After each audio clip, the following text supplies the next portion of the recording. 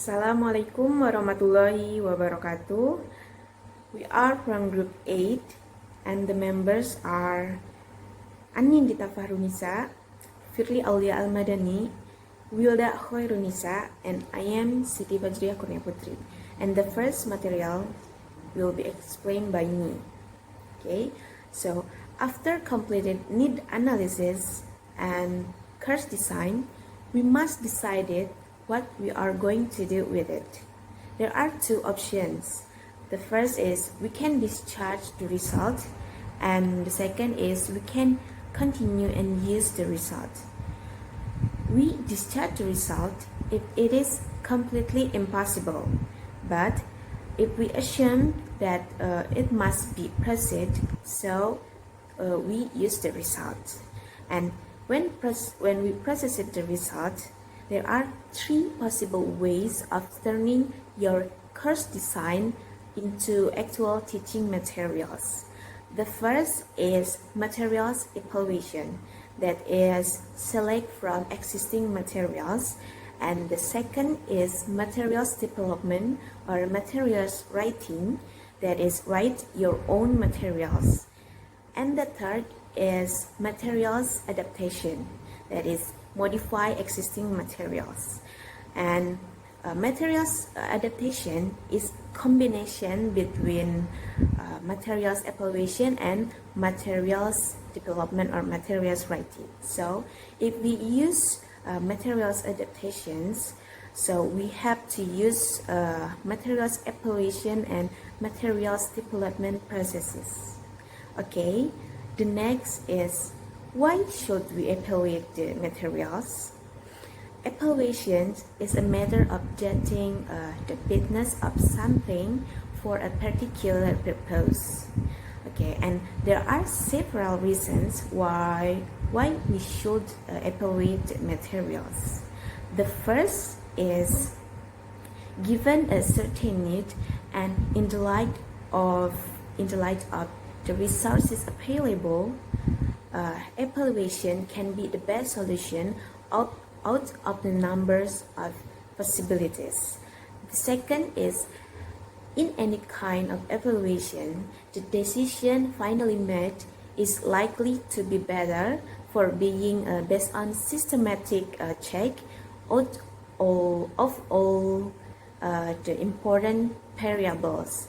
And the third is the results of an evaluation will probably lead a large investment of money in published course, and also a large of time in home produced and adapted materials. And the fourth is a careful evaluation can save a lot of expense and frustrations, and it can also help in justifying a request to sponsor or other members of an ESP team for money to buy materials or time to write them. Okay, so the next is how do you evaluate the materials, and it will be explained by my friend Wilda Khoirunnisa. Thank you. Assalamualaikum warahmatullahi wabarakatuh. My name is Wilda Khoirunnisa and I'm here to explain about how do you evaluate materials.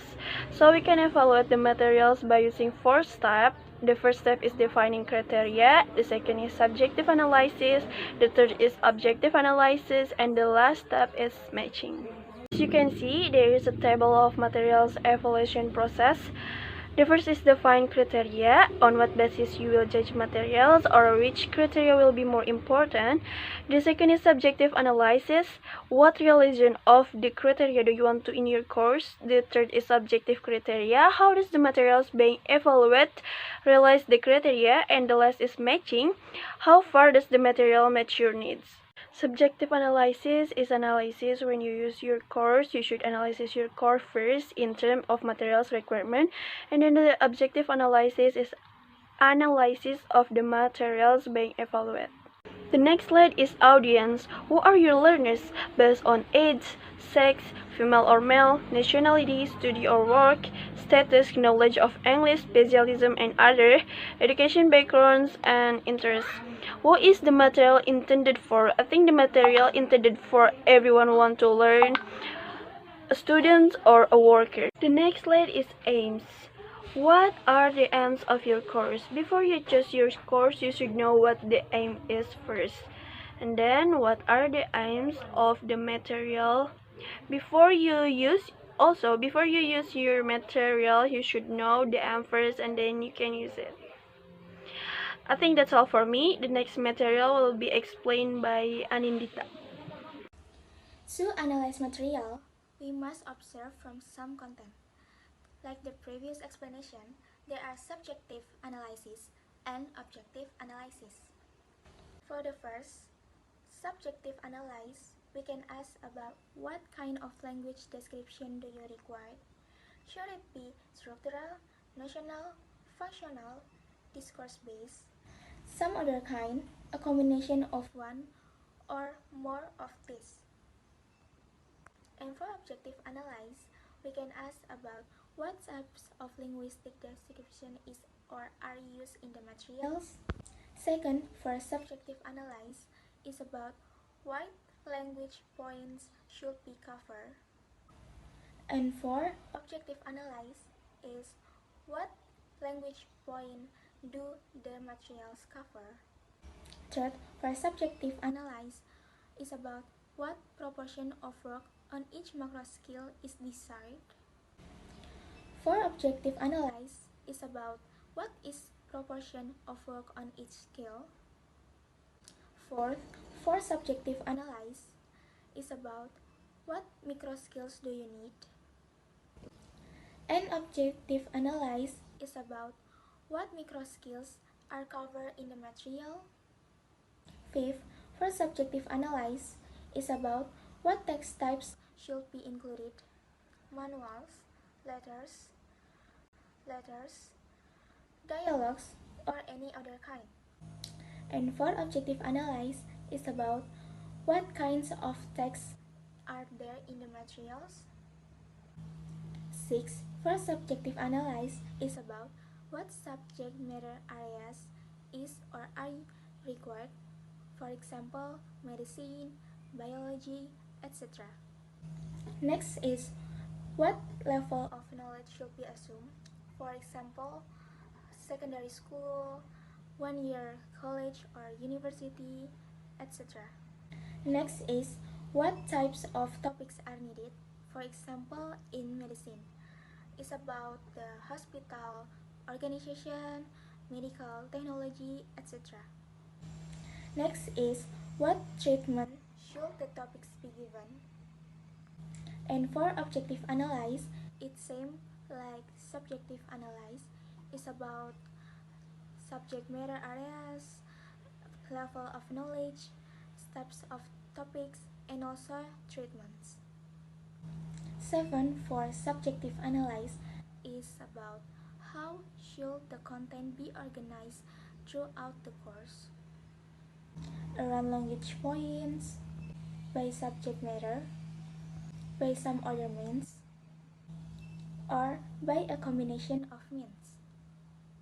And for objective analysis is about how is the content organized throughout the material. Next, for subjective analysis is about how should the content be organized within the course units. By a set pattern of components, by a variety of patterns, or by some other means. And for objective analysis is about how is the content organized within the course units. And for subjective analysis is about how should the content be sequenced throughout the course.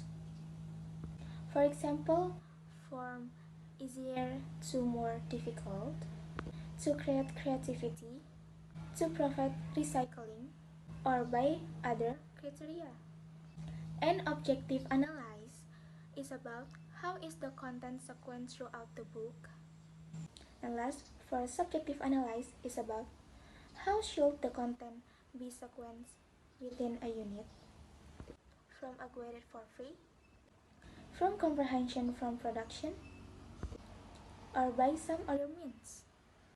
And for objective analysis is about how is the content sequence within a unit.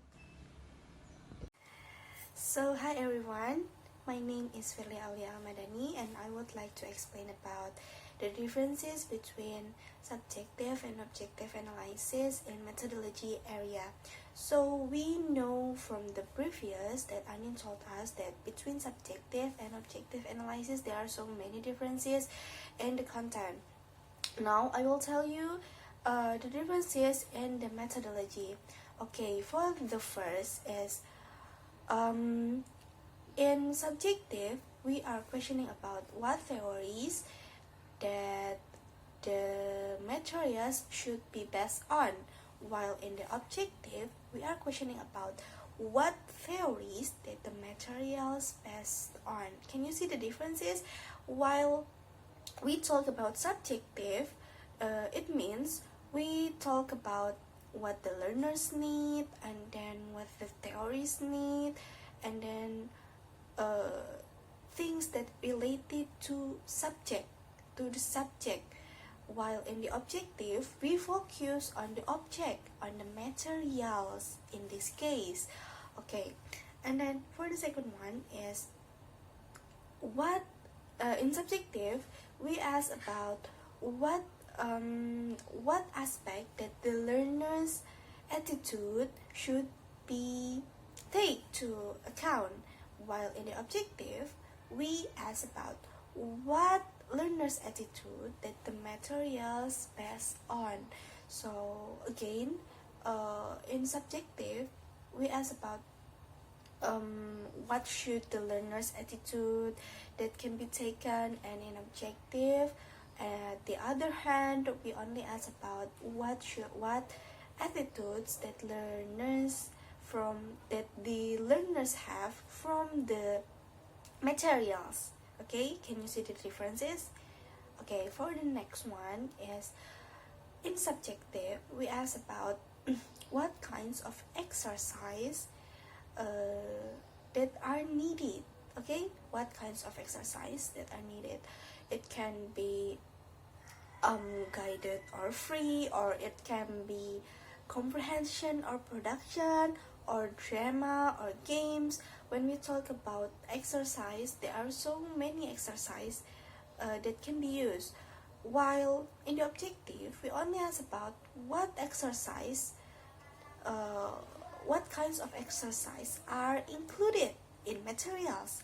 So in objective we don't have to search many exercise because we only focus on the materials. So what the materials provide or require, or in this case what kinds of exercise that the materials that included in the materials. While in the objective we search exercise that can be related to the students, to the learners. Okay, that is the third. And then the fourth is what teaching learning techniques that the previous teacher used. So again, in subjective we talk about subject, so we talk about the previous, about what techniques that the previous are used, and then what the learners need. While in the objective, the question is only the question is only what teaching learning techniques can be used in these materials and in this material. So maybe when we consider about subjective, we will search about presentation or either lockstep, paperwork, anything. While in the objective, we simply only look the materials. For the example, we will talk about grammar. We will teach about grammar. In objective, can presentation be used to teach grammar? If it can, then we can use presentation. While in the subjective, we must learn about from the previous teacher. For example, the previous teacher teach grammar by pair word, so or by group. So we may use that techniques to teach our children or the learner. And then the next one is what aids are available for the materials for us. So there are so many aids. Maybe it can be video, or maybe it can be cassette recorder. There are so many aids. While in the objective, we only questioning about what aids do the materials require. Okay, so we focus on the materials. In the objective, we only focus what the materials require, what included in materials, so we don't have to search any techniques. We only have to look the materials and what it's required. Okay, and then the last is what guidance for teaching. What guidance for teaching the course? What guidance for teaching course will be needed? So in subjective, we look for the need of learners. So we can only look the materials, but we also have to look the learners. While the objective is, the question is not what guidance for teaching will be needed, but what guidance do the materials require and provide. Okay, so the materials already provide some guidance, then we have to use it in objective. While in subjective, at the other hand, we have to look the needed of the children and the situation. Okay, and then that is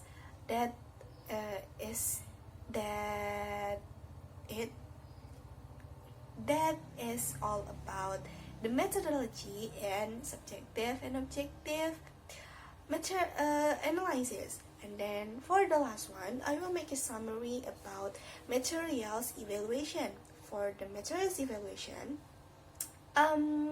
why do we again evaluate materials? Because for the first, the results will probably make a lot of investment of money.